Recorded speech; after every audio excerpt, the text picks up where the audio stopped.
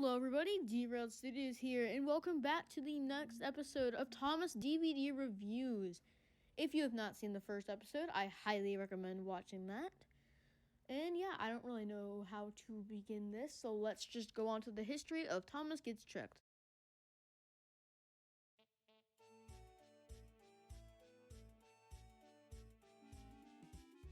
Thomas Gets Tricked was first released on VHS by Shran VCI Entertainment in 1990.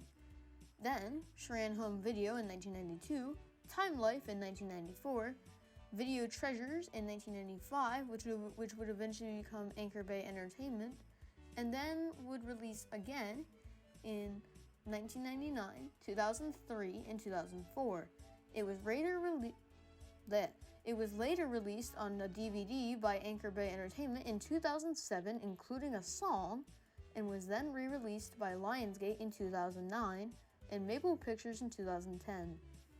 It was also released in a double feature with Percy's Ghostly Trick in 2007, 8, and 9, and a double feature with Thomas's Halloween Adventures in 2015.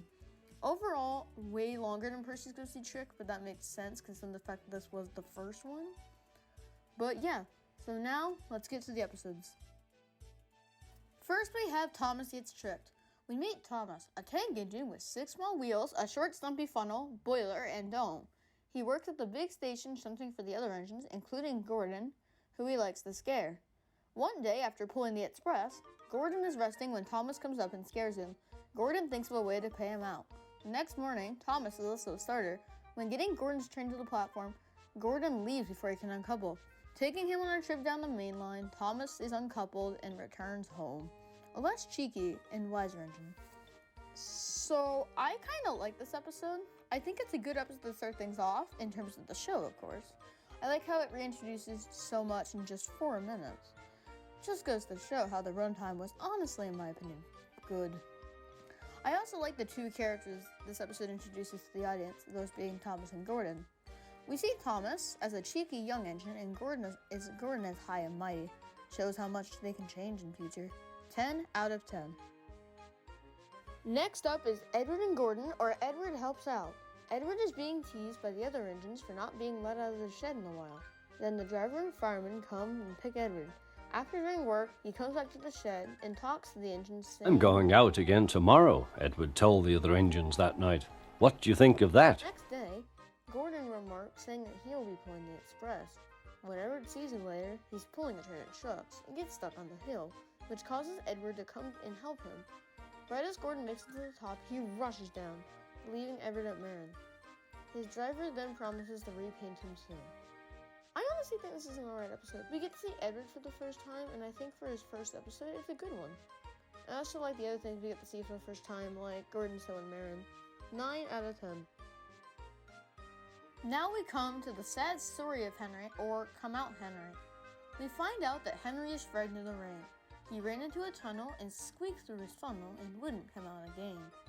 So Topham Hatt comes to see what the matter is and gets the passengers to try to push and pull Henry out. But of course, it doesn't work. Then they try to use Thomas to push him out. But of course, it doesn't work. Then Topham has his one last plan to brick up the tunnel. Because that is always a great idea. So Henry's stuck in the tunnel with no one for company. End of story. Okay, so why did Topham wall up the tunnel? By doing this, he blocks one of his 3 tracks on the main line. It also leaves him 1 engine short. This is a greater problem in the Railway series, where the tunnel only had 2 lanes in the story. Or really, 1, if you consider the logic. But anyways, I'm getting off track. 8 out of 10. Next is the sequel to the previous, Edward, Gordon, and Henry. Gordon is taking the express one day when he breaks down near Henry's tunnel, so they try to get Edward to push the train, which fails. After that, Henry is let out of the tunnel and helps Edward pull the train to Wellsworth. Then they take Gordon back home to the sheds, and Henry is never put in the tunnel again. So I have mixed opinions on this episode. While I do kind of like the plot, it does bring up some questions. Like... Out the tunnel? Do you know what I don't get though? If the back was bricked up, Henry could have escaped.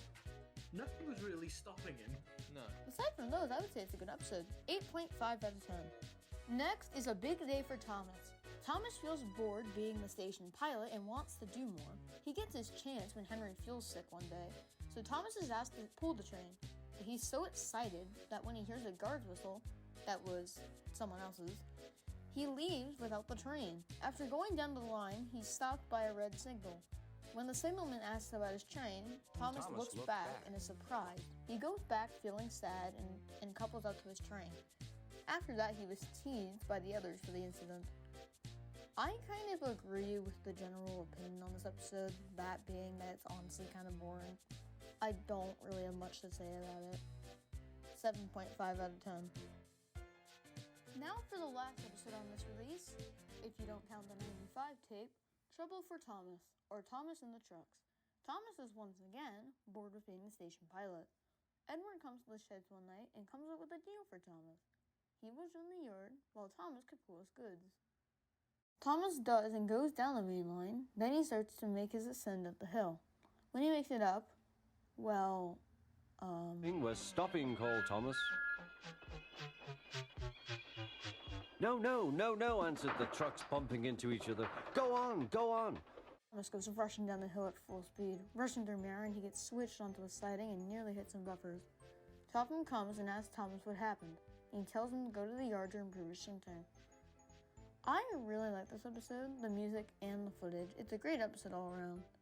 10 out of 10. I would say this is a great release. It's actually one of the first released with James Learns a Lesson in the US during 1990. It has decent episodes and good character growth in this. Overall, 9 out of 10. So, what's next for the series? Well, the next time I do one of these, we'll be in our Christmas Wonderlands. If you know what I mean. Bye all.